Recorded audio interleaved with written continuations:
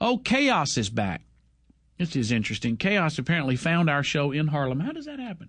Chaos, how you doing there? Yeah, hey, what's up, though? Yeah. Can you pick it up? I mean, it's hard enough to understand. I'm gonna pick it up. Pick it up. You the one who said how I'm doing. Look, check this out. Because evidently, you haven't been listening. You know, my homegirl Crystal, she tried to school you to the game already. You know what I'm saying? But yo, check this out though. Check this out. You talk about Obama's a racist. See, if you knew anything, you would know black people do not have the luxury of being racist. Okay? We could be prejudiced.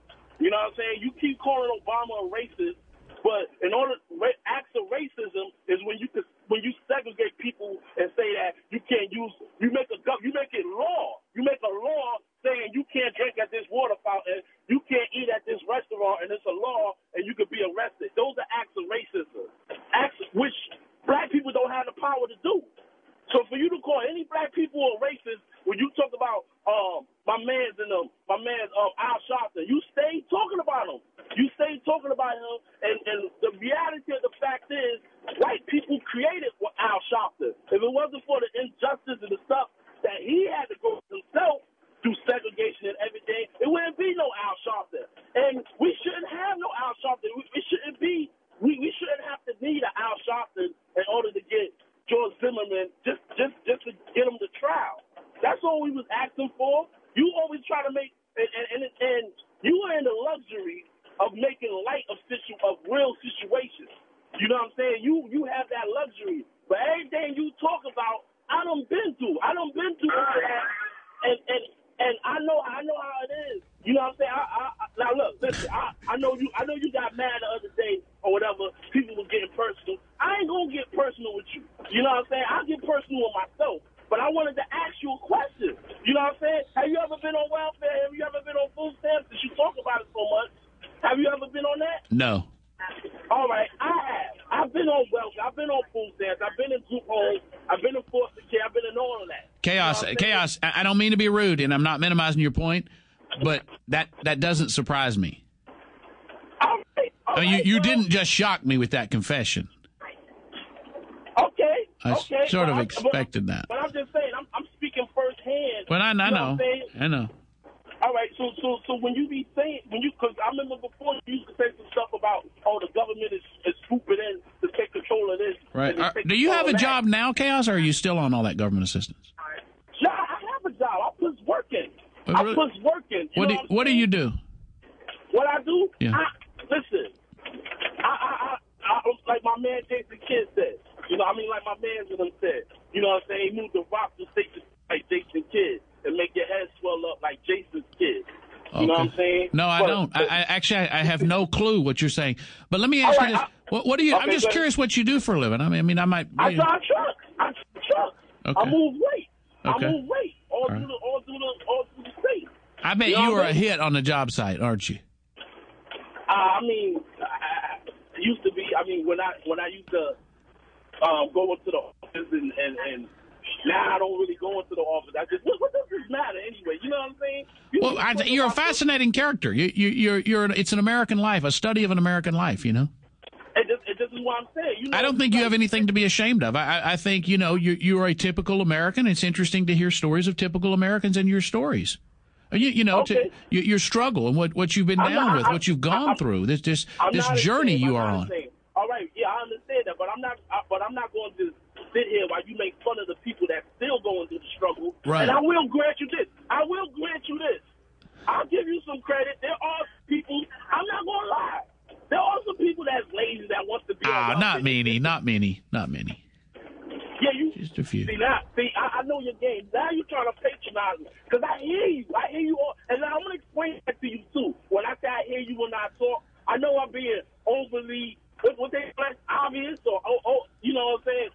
I'm not saying that to be literal with you, all right? I'm saying that because when I say I hear you when I talk, that means I done took offense to something that you said, or I got a problem with something that you said, or I'm calling you out on something. That's when I say I hear you when you talk.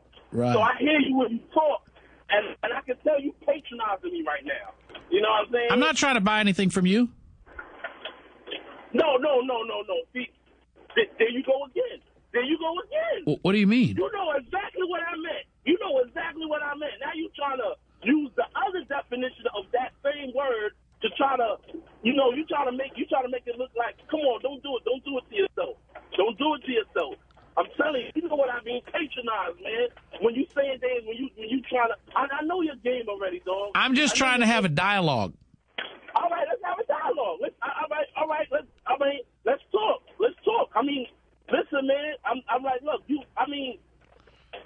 like old dude. I'm not gonna be like old dude because I don't think you're racist.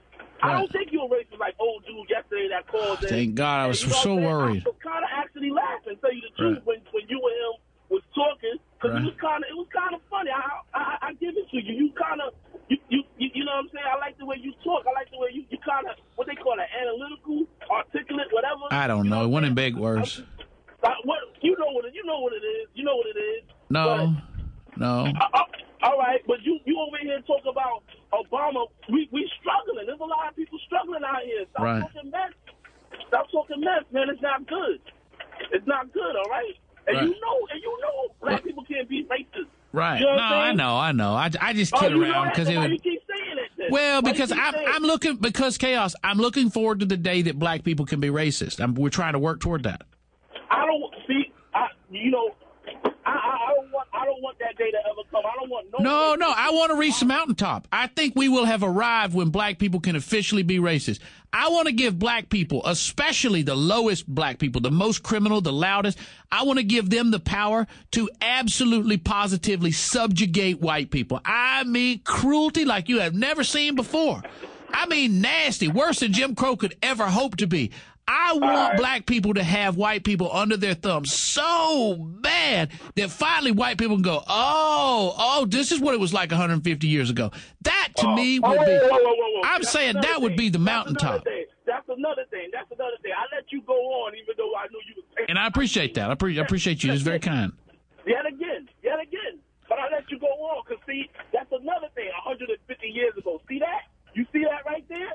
Like my man T.D. Jakes was saying, that act like all this Jim Crow, racism, all this stuff happened so long ago. When actually this is really the first generation of us not being in Jim Crow. So what are you talking about? It wasn't until like 2003, 2004, where this whole country as a whole celebrated Martin Luther King Day. So don't come at me with, this is all ancient. This hasn't happened. Chaos, I want to thank you for the call. I hope we didn't use up all your minutes. I feel like, as they say in the college program, we've had a good dialogue. I think it's led to some better understanding. We've had some communication. I think I have an even better appreciation for your perspective and your experience and your journey. And I'm not going to say I understand it, but I'm trying. I'm getting a feel for the struggle. I really am.